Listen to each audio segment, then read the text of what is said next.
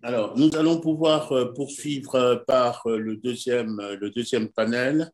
Et au titre de ce deuxième panel, Monsieur Guy Fleury-Thoiry, qui ne se présente plus, notamment dans le cadre de l'Académie, vous avez la parole pour présenter la, le sujet, un sujet sur le paysage jurisprudentiel de la Cour africaine des droits de l'homme et des peuples.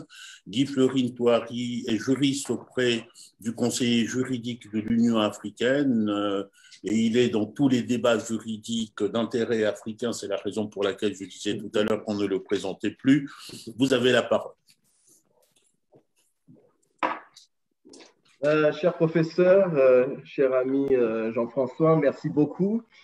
C'est avec plaisir que j'ai répondu à cette invitation de l'Académie africaine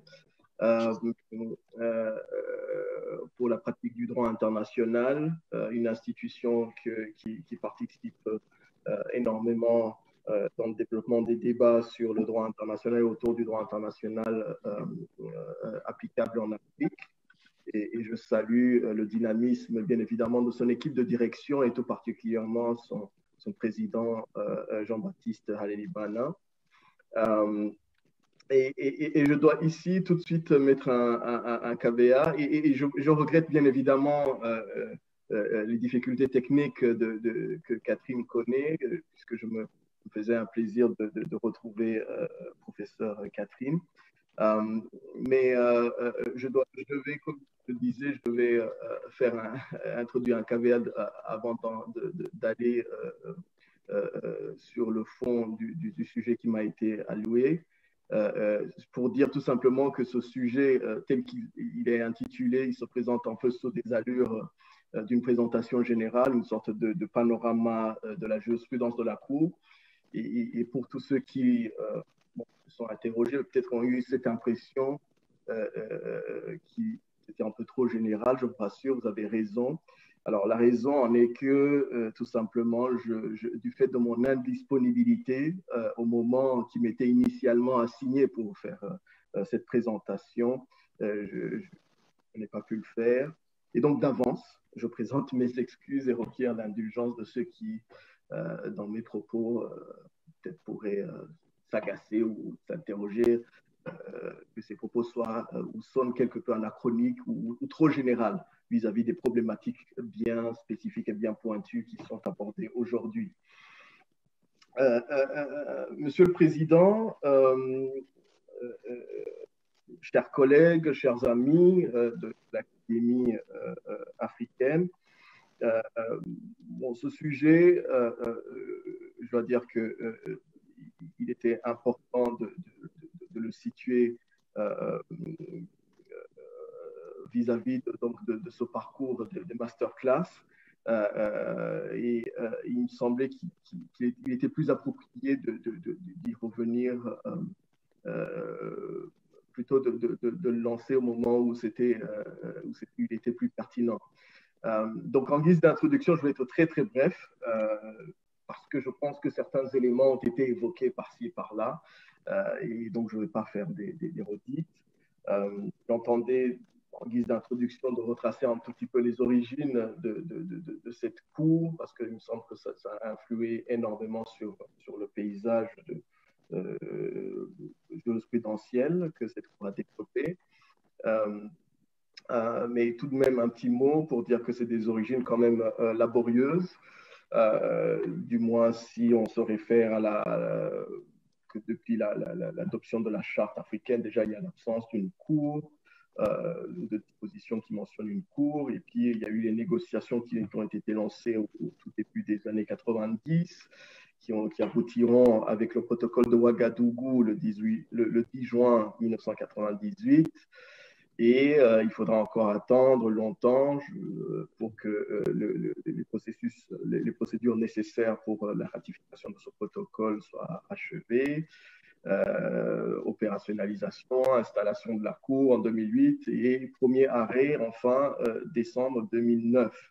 Mais je dois dire ici aussi que ce n'est pas une spécificité de la Cour. C'est toujours dans le domaine des droits de l'homme, ce type de juridiction, comme le dit très bien d'ailleurs mon cher ami Laurence Burgog-Larsen, c'est une justice qui ne va pas de soi. Hein, quand je fais référence à cet ouvrage, les trois cours régionales, une justice qui n'allait pas de soi. Donc, sur l'échelle du temps, si on commence dès 1981 jusqu'à 2009, je vous laisse mesurer le chemin parcouru. Mais un autre élément du décor aussi qui me semblait important, peut-être reflète aussi des éléments importants sur le paysage jurisprudentiel de la Cour, c'est son organisation. Pour dire que la Cour, mais ça c'est quelque chose qui est évident, à ce stade, c'est que la Cour africaine est arrimée institutionnellement à l'Union africaine. C'est un organe de l'Union africaine, composé de 11 juges qui sont sortissants des États membres de l'UA, mais qui sont élus à titre personnel par la conférence des chefs d'État, mais dans la pratique par le conseil exécutif, par le fait d'une délégation de pouvoir, et pour une période de 6 ans renouvelable une fois. Alors, donc la composition de la Cour se fait l'objet d'un renouvellement sur une base biennale de ses membres par tiers, et les juges sont choisis selon les termes du protocole parmi les juristes jouissant d'une haute autorité morale, d'une compétence, expérience juridique, judiciaire ou académique reconnue dans le domaine des droits de l'homme et des peuples. Alors, depuis sa création, les termes tels que je viens de lire de l'article 11 du protocole de Ouagadougou, on peut, si on examine un peu les profils et les qualités professionnelles des juges qui composent donc la Cour, on se rend compte que, bon, on a essayé de suivre plus ou moins les termes de cette disposition. Vous avez des profils variés dans la profession juridique, des professeurs de droit, des avocats, des praticiens divers et autres. Voilà. Et ceci, je pense aussi que c'est un élément intéressant pour un peu profiler le paysage jurisprudentiel. Donc, de manière classique, au titre des fonctions, la Cour dispose d'une fonction bien sûr contentieuse, mais également d'une fonction consultative. Pour la fonction contentieuse, ici aussi, je vais très vite parce que je pense que c'est des choses qui ont été aussi discutées et mûries précédemment. La Cour juge de toutes les affaires et de tous les différends dont elle est saisie concernant l'interprétation et l'application de la charte et de tout autre instrument pertinent relatif aux droits de l'homme ratifié par les États concernés. Là, je viens de lire tout simplement l'article 3 du protocole. Important aussi de préciser, et c'est un élément structurant très fort, que la Cour dispose d'une compétence personnelle assez restreinte qui distingue deux catégories de requérants. Si on lit l'article 5 du protocole, vous avez d'un côté des entités habilitées à saisir directement et de manière inconditionnelle la Cour en matière contentieuse.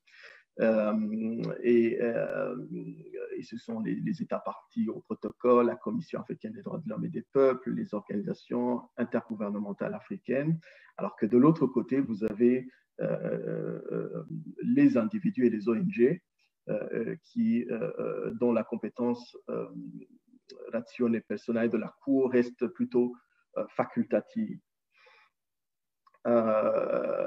Pour les individus, en effet, et les ONG,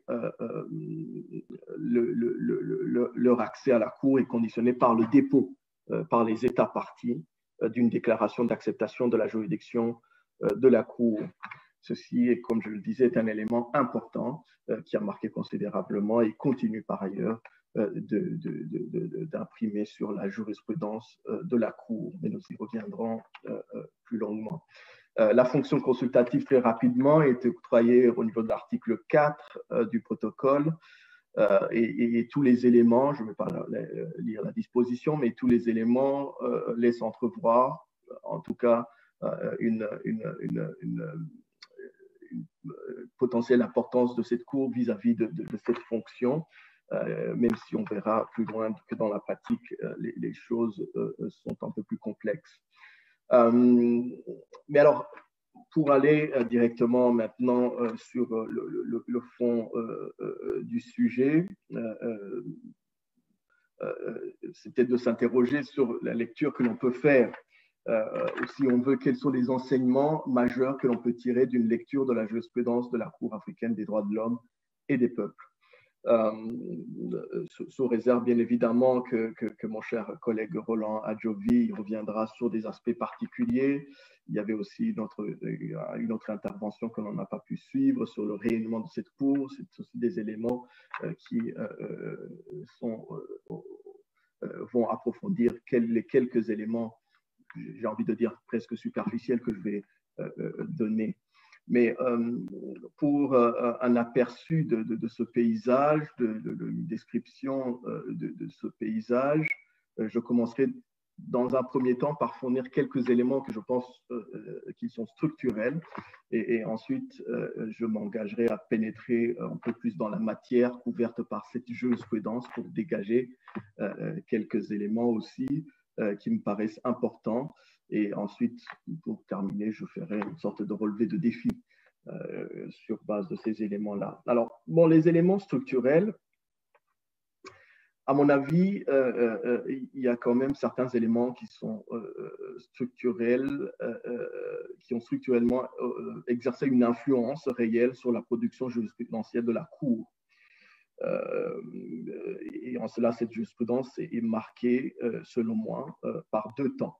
La première période, schématiquement et arbitrairement, c'est moi qui découpe, il y aurait une première période qui irait de 2009 à 2014 et que j'appellerais le temps des premiers pas, hein, et qui, comme on peut s'en douter, sont hésitants. Et puis, deuxième temps, c'est celui qui permet le passage de l'apprentissage à une sorte d'affirmation identitaire qui se construit toujours et qui va donc de 2015 jusqu'à 2020. Et étant entendu que 2021, à partir de 2021, on va voir un peu comment les choses vont évoluer, mais j'y reviendrai par après. Donc, le premier temps, alors. Ce premier temps, c'est celui qui, à mon avis, a été longtemps et principalement marqué par la disposition à laquelle j'ai fait référence précédemment et que j'aime bien qualifier de verrou juridique posé par l'article 5 et puis aussi par l'article 34, paragraphe 6 du protocole. Alors, ce verrou juridique, comme je l'indiquais tout à l'heure, c'est celui de la déclaration de compétence que doit déposer un État partie au protocole pour permettre à ce que la Cour examine des requêtes qui seraient introduites par les individus et les ONG.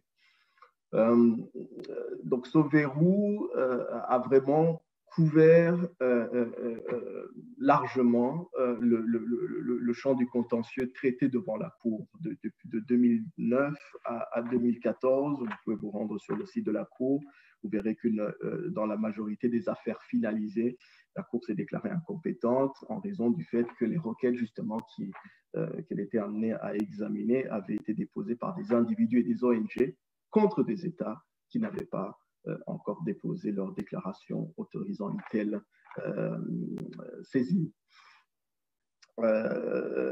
Alors, juste un petit arrêt sur les affaires Femi Falana et Atabong Deni contre l'Union africaine, qui cristallise justement un peu cet élément-là, où les requérants demandaient en substance que la disposition précitée, particulièrement celle de l'article 34, paragraphe 6, soit déclarée nulle et de nul effet, hein, parce qu'elle constituait, selon les requérants, je schématise un tout petit peu, une violation de certains droits garantis par la Charte africaine, et une violation qui, pour les requérants, constituait, plutôt été considérée comme imputable à l'Union africaine en tant qu'organisation regroupant les 53 États membres, si on considère que ces requêtes-là étaient introduites, il me semble-t-il, en 2010-2011, et donc qu'à ce moment-là, on était à 53 États partis à l'acte constitutif de l'Union africaine. Alors, Bien évidemment, la Cour s'est déclarée incompétente, cela va de soi. Mais en tout cas, pour moi, ça cristallisait cette exaspération vis-à-vis de cette disposition-là. Et surtout, on peut se rendre compte que cela avait trouvé un écho intéressant dans les opinions dissidentes communes émises par les mêmes juges dans les deux affaires. Et c'est assez intéressant de lire, même si on peut ne pas être d'accord avec les arguments qui y sont déployés, mais en tout cas, c'est un élément important, me semble-t-il, pour décrire ce paysage. Alors, très rapidement, le deuxième temps, c'est celui qui va de 2015 jusqu'à maintenant. Alors ici, je vais rester très général sous réserve des éléments que je vais développer dans l'autre aspect plus matériel. À partir de 2015, donc, on a assisté quand même à une croissance exponentielle de l'activité judiciaire de la Cour. Comme je le disais, c'est un peu le temps de l'affirmation identitaire qui se construit, où la Cour commence à développer une jurisprudence étoffée, intéressante, sur différents aspects des droits qu'elle est amenée à protéger. Tout particulièrement, par exemple, elle va développer aussi sur les mécanismes de procédure interne, une jurisprudence sur sa compétence personnelle, matérielle et temporelle. Ici, non seulement elle s'appuie, elle bâtit sur les acquis de la commission de Banjul, tout particulièrement en ce qui concerne la jurisprudence sur les critères d'évaluation de la recevabilité des requêtes. Mais pour cela, je renvoie aux différents articles relatifs, ou tout particulièrement, sans faire un peu de pub aux chroniques que j'anime avec Laurence Burgos-Larsen à la revue trimestrielle des droits de l'homme pour voir tous ces éléments-là. Je vais m'arrêter aussi quelques instants sur une autre disposition du protocole qui exerce aussi une influence structurelle sur la jurisprudence de la Cour, et cette fois-ci de façon positive, à rebours de ce que j'ai dit sur l'article 34, paragraphe 6. Et ici, en l'occurrence, c'est l'article 7 du protocole, associé à bien des égards aux articles 60 et 61 de la Charte africaine des droits de l'homme et des peuples.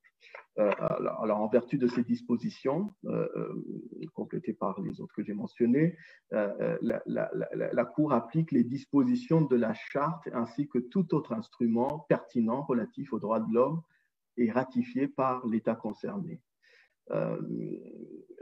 Et les articles 60 et 61, grosso modo, invitent aussi à recourir aux sources externes comme moyen auxiliaire de détermination des règles de droit. Alors, la conséquence sur la jurisprudence produite, et c'est dans les éléments que l'on peut retrouver dans les différents arrêts, c'est que la Cour s'ouvre ici la possibilité d'élargir le contenu des droits protégés par une utilisation de ces sources glanées ici et là, des sources exogènes, donc non seulement au système de l'Union africaine, à proprement parler, mais aussi à celui qui est universel. Bref, des sources exogènes. Et en refusant, et c'est vraiment ici un élément important, la Cour refuse de s'enfermer plutôt dans une logique de particularisme culturel.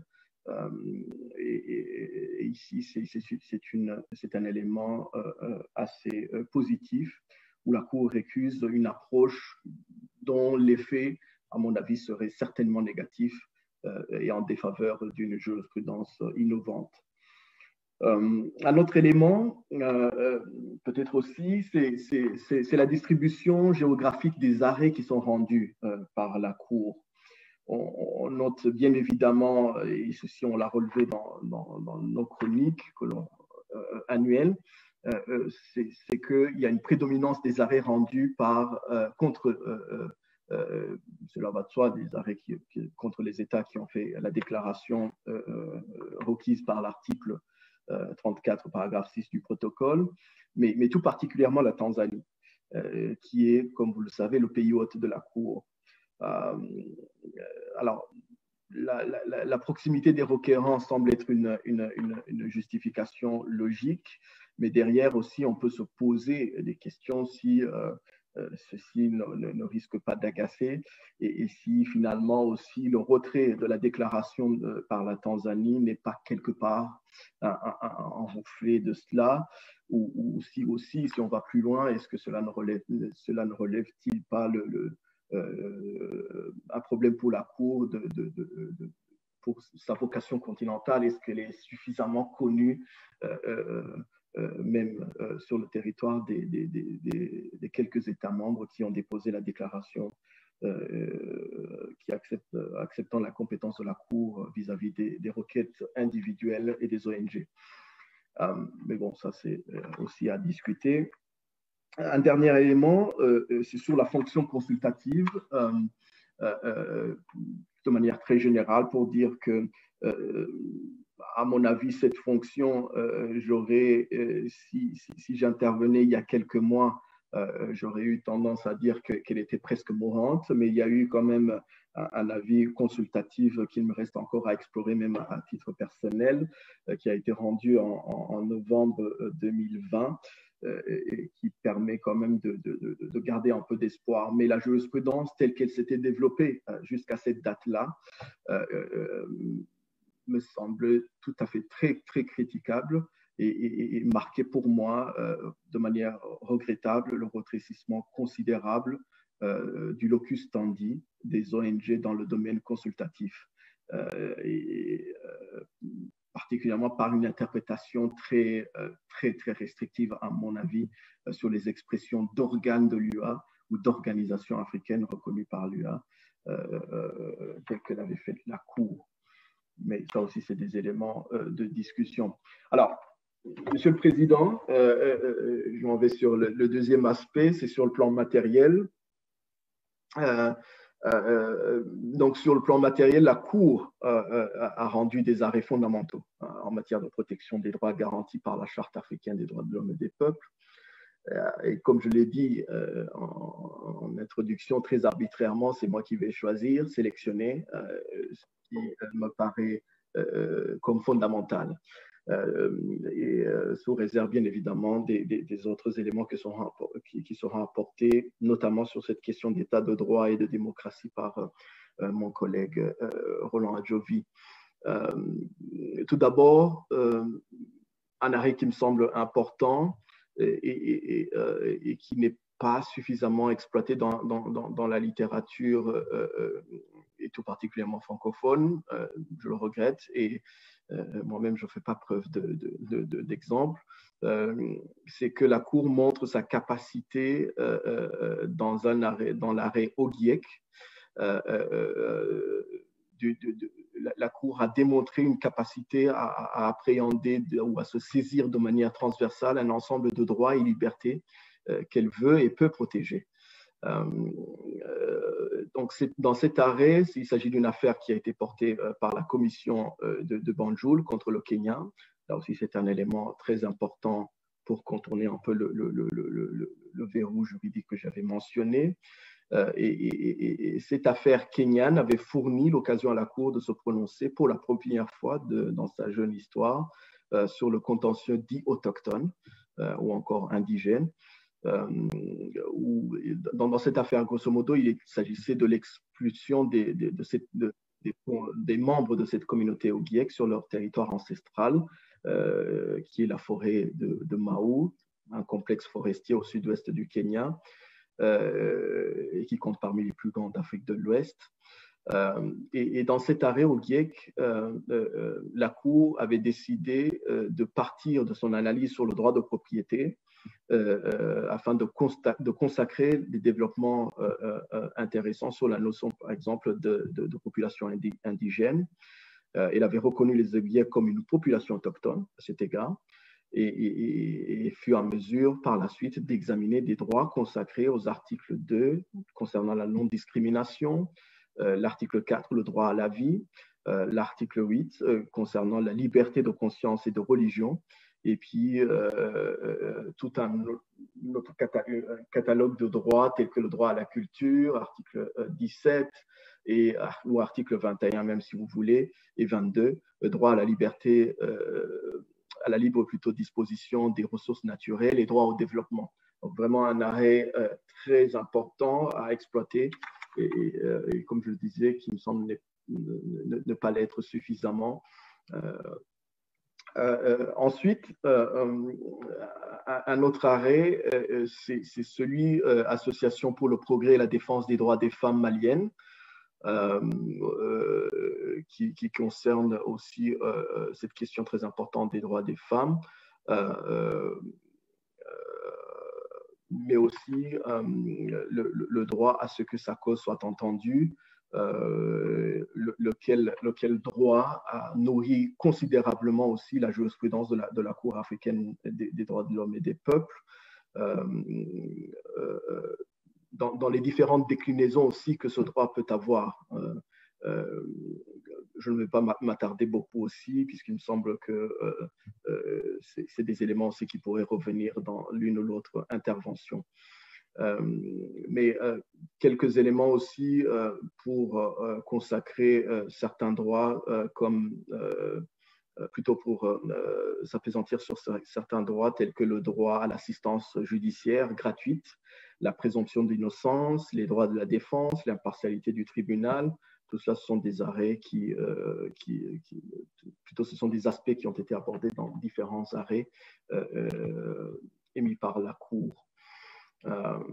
Pour ceux qui s'intéressent aussi au droit international, il y a eu aussi le droit à l'assistance consulaire dans l'affaire Armand Guéhi, où la Cour avait examiné cette question sous le prisme de la violation de l'article 36, paragraphe 1 de la Convention de Vienne sur les relations consulaires, et qui fait écho aux arrêts que l'on connaît bien de la Cour internationale de justice. Voilà, donc j'essaie d'aller très, très rapidement pour tenir les délais. Je vois que je suis déjà très, très en retard. Mais les défis alors, les défis vis-à-vis de ce paysage jurisprudentiel, bon, ils sont tout d'abord liés, selon moi, à la manière avec laquelle la Cour parfois exerce son office. Alors, c'est des questions parfois sur le plan procédural. C'est par exemple la question des délais de traitement des affaires, où on voit que les affaires continuent vraiment à s'amasser au rôle de la Cour de manière quand même très, très importante. On constate avec, par exemple, le cru 2020 que la Cour a amélioré son rendement en termes d'arrêts rendus chaque année, puisque à chaque session, vous avez quand même un nombre assez important d'arrêts qui sont rendus, mais il y a nécessité de revoir peut-être aussi les méthodes de travail, d'autres techniques qui peuvent être utilisées en s'inspirant des autres juridictions régionales. C'est un élément sur lequel je peux revenir éventuellement, d'autant plus que quand même la célérité dans le traitement des demandes est une question quand même très, très importante, tout particulièrement par exemple sur la question des mesures provisoires. Alors, une autre question aussi qui relève du domaine des défis, selon moi, c'est aussi la question de la détermination des mesures de réparation. Alors, on constate, lorsqu'on regarde les arrêts sur le fond et réparation, ou des arrêts séparés en termes de réparation, qu'on constate non seulement une certaine variété des montants qui sont octroyés au titre de la réparation des préjudices, notamment dans des cas assez similaires, et ce qui pousse à s'interroger sur les méthodes utilisées ou les facteurs qui conduisent la Cour à évaluer le quantum de la réparation. D'autre part, parfois aussi une certaine timidité vis-à-vis de certaines questions que l'on peut comprendre assez controversées. Un autre élément, c'est peut-être la question aussi de l'exécution des décisions de la Cour. Et ici, la Cour elle-même en fait le constat de manière générale, Non seulement elle indique que le non-respect des décisions de la Cour constitue l'un des plus grands défis auxquels la Cour est confrontée et qui, s'il n'est pas résolu immédiatement, pourrait nuire à l'exécution efficace de son mandat. Et ici, parfois, l'influence des États. C'est pour ça que j'avais tenu à indiquer que la Cour est arrimée institutionnellement à l'Union africaine. Les États parfois sont assez virulents vis-à-vis des arrêts qui sont rendus. Et cela peut constituer un défi majeur. Et il s'est déjà posé notamment avec les récents retraits auxquels on a tous assisté en 2020 de deux États quand même assez importants dans l'organisation continentale africaine. Alors, il y a aussi d'autres catégories de défis, mais là aussi, je dirais très, très rapidement, Monsieur le Président, peut-être l'occasion au moment des questions me sera donnée d'approfondir davantage, sont les défis liés à l'environnement de travail de la Cour. Et cela me permet de faire une transition avec le dernier point, avec les retraits des déclarations. Bon, c'est quand même une tendance assez préoccupante. Décembre 2019, Tanzanie, au cours de l'année 2020, le Bénin et la Côte d'Ivoire. Voilà, donc 3 États sur initialement les 8 ou 10 qui avaient fait ces déclarations, alors qu'on a 30 États partis, on n'en avait juste que 8 qui avaient fait ces déclarations. Ben, par après, il y a eu la Guinée équatoriale, plutôt la Guinée-Bissau, excusez-moi, qui avait fait la déclaration, sorte de compensation en termes de chiffres. Mais voilà, ceci est un élément très important, puisque si les individus ou les ONG n'ont pas la possibilité de porter des affaires devant la Cour, c'est tout le système qui se trouve un peu grippé. Et puis aussi, il y a cette question des réformes institutionnelles au niveau de l'Union africaine qui s'inscrit de manière générale, qui crée une certaine incertitude sur aussi le devenir de la Cour. Alors, je laisse en suspens excusez-moi, je laisse en suspens la question aussi de la fusion de la Cour africaine des droits de l'homme avec la Cour africaine de justice. Les différents protocoles qui ont sanctionné cette fusion, l'absence de ratification nécessaire pour qu'on puisse avoir cette cour. Donc tout ça, ce sont des éléments quand même qui sont quelque part préoccupants. Voilà, Monsieur le Président, je crois que j'ai dépassé de quelques minutes, mais il me semblait assez important quand même de rappeler tous ces éléments-là. Voilà, Monsieur le Président, je vous redonne la parole.